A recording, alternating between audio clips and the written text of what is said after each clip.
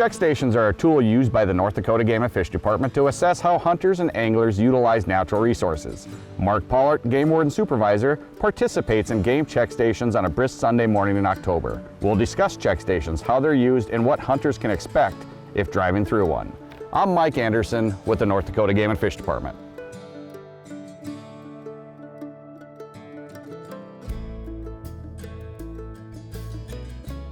Mark, what is a game check station and why do we have them? A game check station, Mike, is when we have several game wardens get together, and what we do is we screen hunters as they're coming down the road, on their way home or whatever the case may be. Screen them for what, Mark?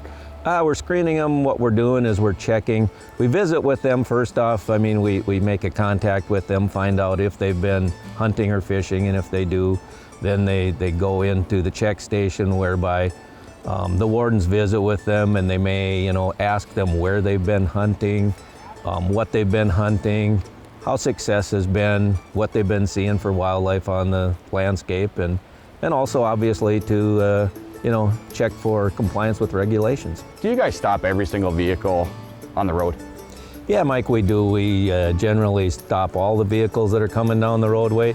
You get into this time of the year and we're into the harvest seasons and stuff, so we have tractors and trucks and things like that going down the roadway. So obviously we wave those through. Okay, you kind of briefly mentioned, but what can a hunter expect when they come through these check stations or checkpoints? Yeah, like I said, we make an initial contact with them when we find out they have been hunting or fishing or maybe got wildlife parts with them, and they come into the check.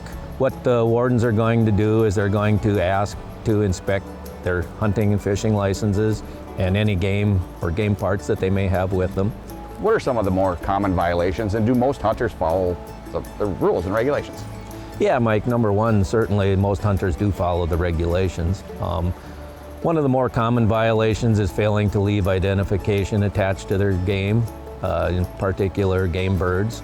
Some of the other things that we maybe come across a little bit more, maybe somebody hasn't purchased the correct license, maybe they haven't packaged their game properly, or maybe they're not even, accompanying their game in transport. Those would be some of maybe the more common things that we come across.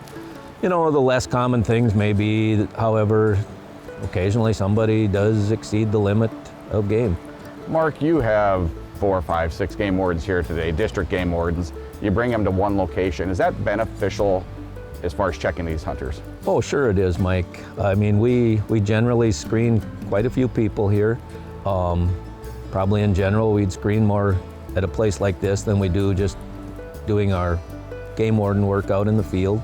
But yeah, it's like I said earlier, it's very good because it gives us a chance to talk with them even a little bit more on one-on-one.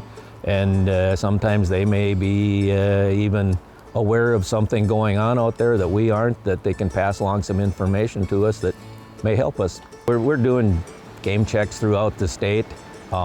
Like this one in particular, we're in southeast North Dakota, but they're done in all parts of the state. They're done at different times of the year as well. We don't just do it in the fall of the year when maybe we're checking hunters. We'll also do it in the summertime. Maybe we're focusing a little bit more on ANS and things like that as well. Partners, Mark. It's not just the North Dakota Game and Fish Department game wardens here today. Who else do we have? Certainly.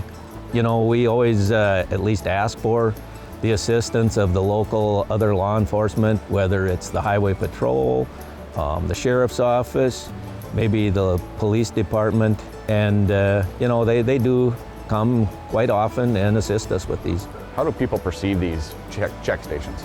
Mike, they really are taken very well. We quite often get compliments at these that people like to see us out here and like to see this going on. In this particular spot, we had a different location lined up. Today wasn't going to be the greatest day as far as weather went, and we needed someplace out of the wind. So one simple, easy phone call, and we were able to line this place up, no problem at all. How did things go today, Mark? They went very well, Mike. I mean, we've been fairly busy. Overall, I think things have went well. We've made several contacts, and hasn't really seen much of any problems. A lot of great information, Mark. Thank you.